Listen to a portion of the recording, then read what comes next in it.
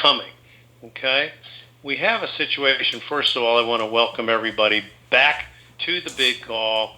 I want to say that we did not do a call last Tuesday, and a lot of people were looking for it, even looking for the recording, and it wasn't there because we didn't do it. But this time, I did want us to try to have a call tonight, even though we're still very, very close, and we know that some people are not doing any more calls, or people are changing their blog sites and no longer posting. We're getting some of that. But I felt like we needed to sort of give you guys an update on where I think we are, and then we can just wait knowing that we're that much closer than we were the last time we talked. I'll say this much. When it comes to this scenario, we know that Iraq now is basically totally complete. They finished up a few days ago with announcements that were heard. In fact, I even heard something, 2 days ago?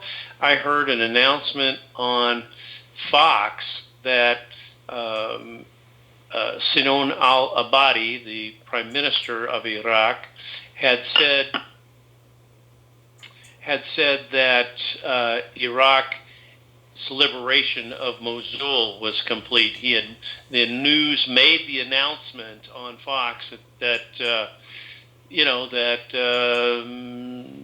Abadi said that Mosul was liberated, and we knew that. We had that information from sources on the ground, and we believe that is the case and was the case. And they're making very good strides on their infrastructure. A comment was made on Fox about, well, they still need to get their electrical and all that. Well, I can tell you, I know they're putting in new electrical. They're putting in new lines underground. They're putting in new internet, new electric service, and they're getting their infrastructure up to speed. So whatever it is that needs to be done, they're working on it dramatically. And I would say that, do you remember when Abadi went to Saudi Arabia? We announced that a little while back. He went there to meet with the president of Saudi Arabia, and also I believe the prime minister of Iran came to that meeting, and also Kuwait. The four of them were there, and they were there together to sort of discuss the new rate that was coming out on the dinar and how that would be affected by the other currencies. And we know that within those four, and maybe other countries as well, but those four are going to have their currencies all pretty close. We think within about 5% of each other. And we know Iraq is making a major, major evaluation, and has already done so, really, as far as the in-country rate of the dinar. So they got together and discussed that so that no one country would be, like Iraq, would be able to all of a sudden have a migration of people coming from those other Middle Eastern countries to work in Iraq, like what happened years before in Kuwait, when Kuwait revalued. When Kuwait revalued, people left other countries to go to work for Kuwait and in Kuwait. And that is not the situation that Iraq wanted to happen there. So that is, I think that was good that they had that agreement. Whatever it is, should be close to 5%, within 5% of each other. And yes, I understand that Iran should be part of this revaluation. Now, let me just say this about where we are with banks and rates. We knew a couple of days ago that banks had received new rate codes so that the bankers could enter those codes and go online and see the new rates that were on the screen. And those rates were all solid except for the Rial. The Rial was blinking. To my knowledge, the Rial may still be blinking, but all the others are solid. And they are in really, really good shape, those rates. I'm very encouraged by that information. We also know that the banks are still probably syncing up around the world. It takes time to do that. We know major tranches have taken place. One since we talked last, maybe two, but we know that one really large one took place and was received just like it was designed to be sent out, and it took about 24 hours to settle in the various locations in the U.S. that it was designed to go to. It may have also involved some locations around the world as well. Some of these have been for banks around the world, not just in the United States. All right, so what we have is information indicating that things are moving forward, even though it's not at the fastest pace that we had anticipated. Things are moving forward, and we do believe that the time is very close for us in Tier 4 to go. We know that the public, the John Q public, is who I refer to, people that are not really paying attention, might have been gifted some currency, might have stuck it in the drawer years ago and just plain forgotten about it. Those people that are not keeping up with calls and blog sites and so on, like on this call, they are who I refer to as the John Q public. We believe that those of us in the internet group, which is sort of a group that is not structured other than those that are paying attention, that group is going slightly ahead of the public. Not a whole lot of time, probably. I've heard as few as 2 days. I've heard as many as 9 days before the general John Q public goes. Not general, the John Q. Now, it may happen almost simultaneously. It could happen with a slight head start for us. Just a little head start. Because we are going to receive a toll-free number. Yes, I'm still supposed to receive it. And I consider that an honor to be one that's chosen for that. And I believe that that'll be a real blessing to have that. And then I'll put that out, like I mentioned before, on the BigCall.net website. Should be on the front page. I may also put it on the banking page, but for sure it'll be on the front landing page. So my understanding is, guys, so far as I know, we are not to text or email that number out. Now, I don't have official instructions yet on what I'm going to be able to do with the number. I believe I'm going to be able to post it on the website for about 72 hours or more. So, but will we be able to call people and give them the number on the phone? I believe so. But I don't believe they want it texted or emailed. Okay? I can tell you that. Remember, we think this could be a 2-number process for those that are Zim holders. Okay? We think that we'll have kind of a general number to call up for the to set your appointment. When you let them know, when they ask you what currencies you have, let them know that you are a Zim holder, that you believe the Zim is a bond. Let them know, no, not that you believe, but that you have the gold-backed Zim, and you may have other currencies. Okay. But when you tell them that you're a Zim holder, they will orient you with a different phone number. And that number may include some personal information of your own, which would be a possible number of your own phone, and plus it could include account information for your new account as it's set up to be at the Redemption Center. So, the point is, do not share that second number. If you're a Zim holder and you get that number, do not share that with anyone for any reason. That is your personal number to call to set your appointment. Okay? So beware of that. They will ask you your zip code so that you can let them know where you're located, and then they'll tell you the redemption center that will exchange your currencies and redeem your Zim bonds. Notice the difference. Exchange currency, but redeem the Zim bonds at the closest location to you. So you'll have that information to move and proceed with that. Security is going to be very, very high at the redemption centers. And, we still plan, there's still at least 7,430 in North America, which is the U.S. and Canada. And, I don't know exactly where they all are. I know where a few are, but we're not supposed to know those locations. We can't give out those locations, and they don't want you to do that for security purposes, okay? So don't even think about that.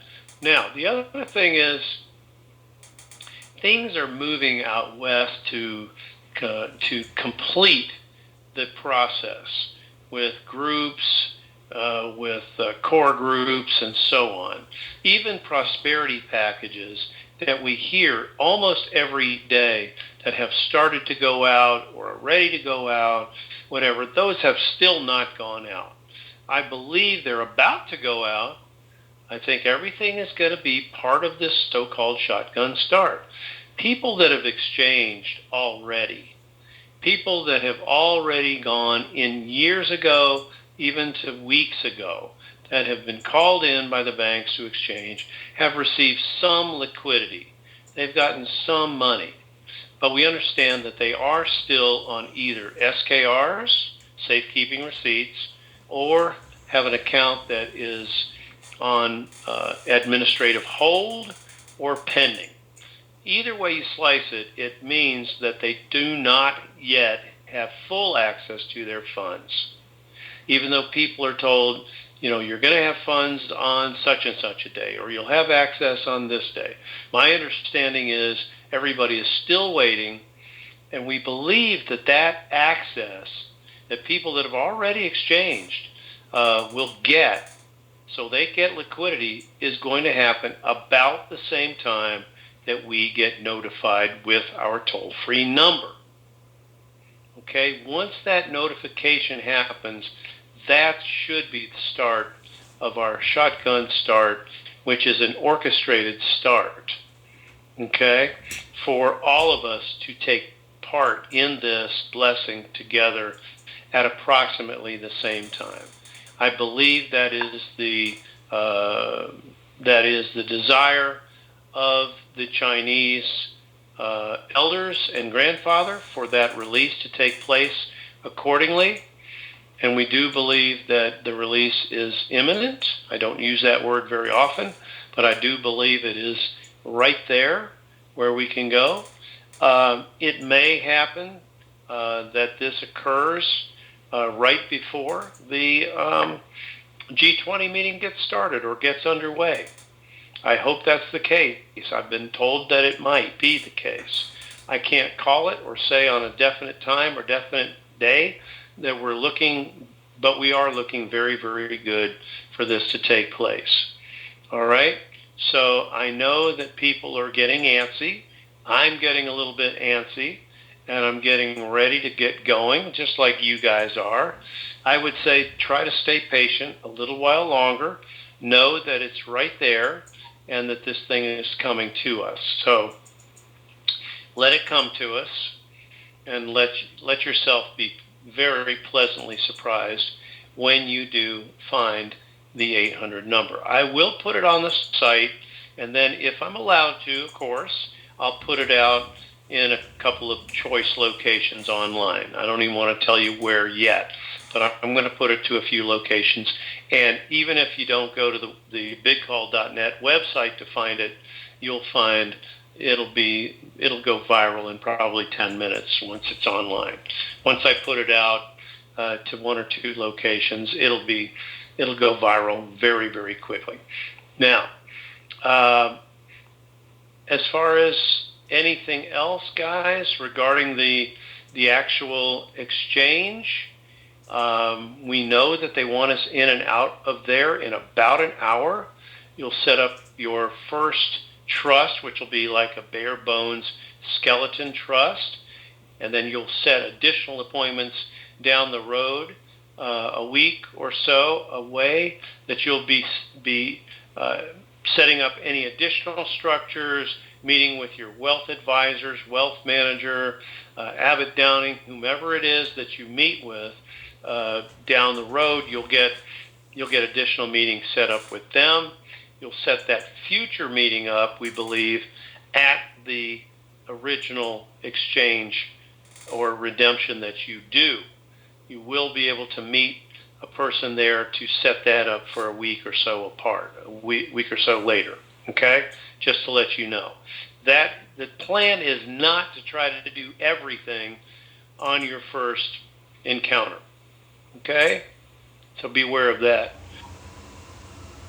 Now, the other thing is, you should be able to leave the redemption center with the new currency, meaning the new cash, the new money.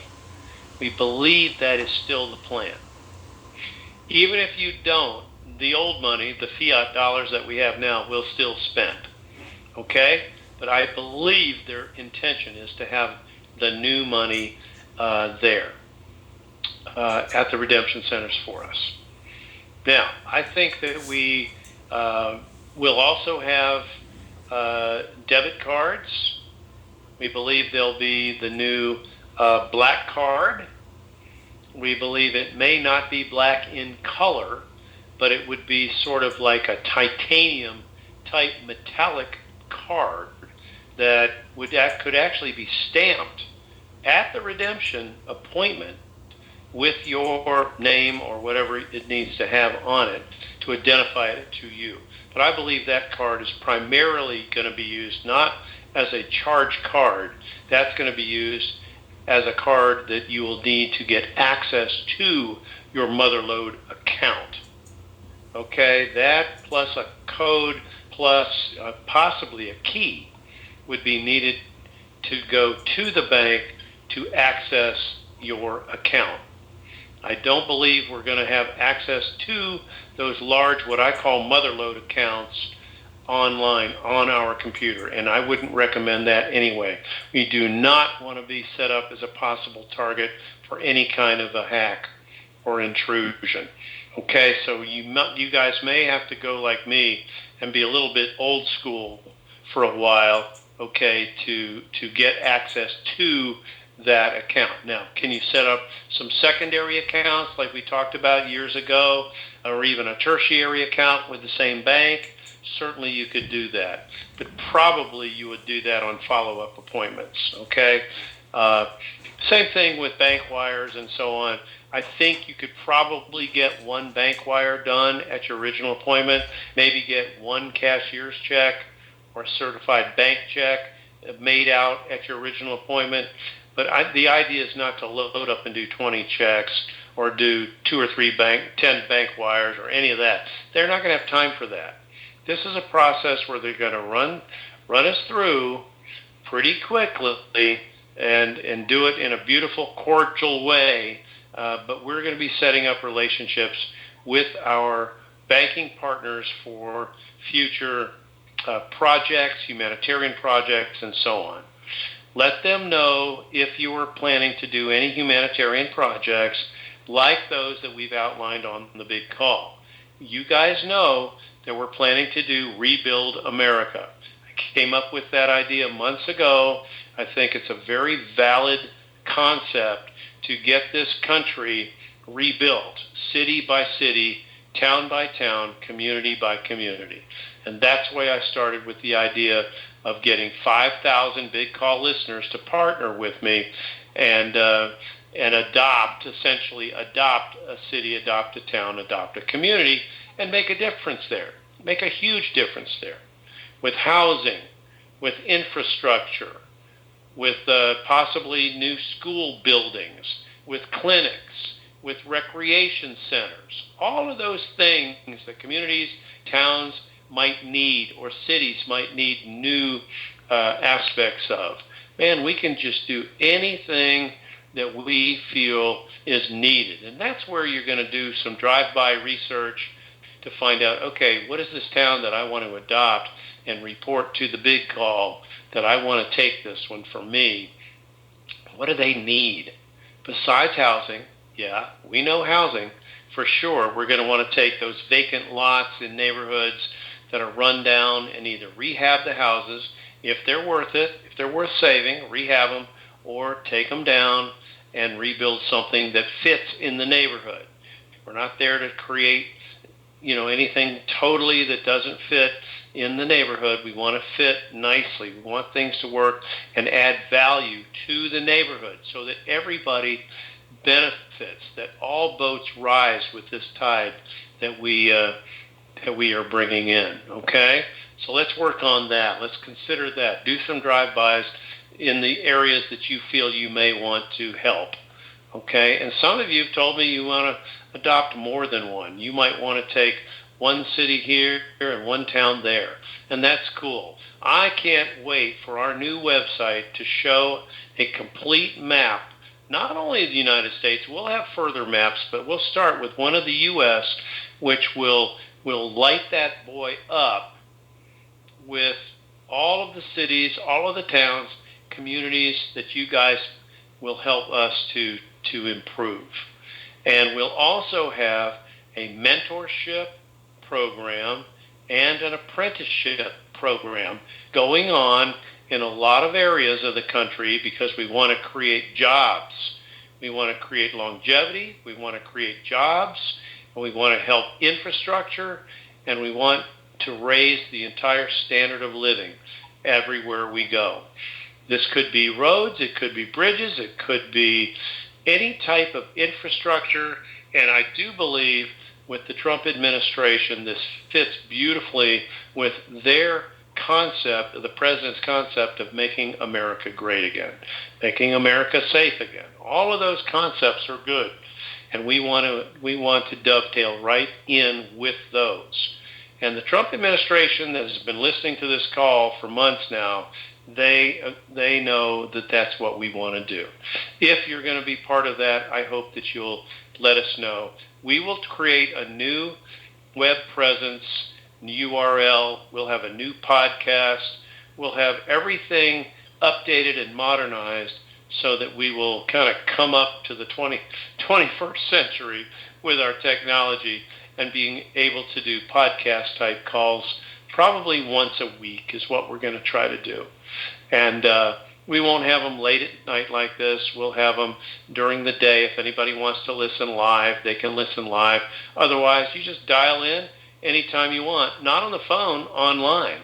Oh, yeah, we'll have it on the phone for a little while. But primarily, guys, you're going to have all new computers. You'll have new phones that you can go online with. You'll have new tablets. Some of you will have new laptops. Some will still buy PCs. And, you'll be able to just log in and click on the link for the latest podcast. And we'll have a whole library of broadcasts and interviews and everything. So you'll be able to learn and get up to speed. And I'm looking forward to that, to taking this thing to a new level, completely new level. Because we want to take you all the way to the blessing, take you over the threshold, and then give you something futuristic to look forward to that we can do together. We're going to work with the Veterans Retreat Network. We're going to do some pastoral retreats as well. We're going to do ministry together. There are a lot of things, guys, that we have talked about over the last 6 years. And I hope you guys will not just disappear completely, but that you'll be kind of willing to take part in this. I know I am. I know I'm looking forward to it. And even though I don't plan to be the face of everything that we're talking about, I do want to be behind the scenes and available to stay in touch with our listeners. Okay? All I can say, guys, is all the intel is looking great. Everything looks good, like it could happen any moment. So we're not going to call it or say it's right here, but I think it's coming very, very soon. And so we're using the term imminent. We do believe it's imminent. Everybody, I want to have a beautiful night, get a great night's sleep, and let's plan on having a call in about a month or so, maybe a little longer from now, once we get the blessing to manifest. So for right now, Pastor Stephen, are you still on the call tonight?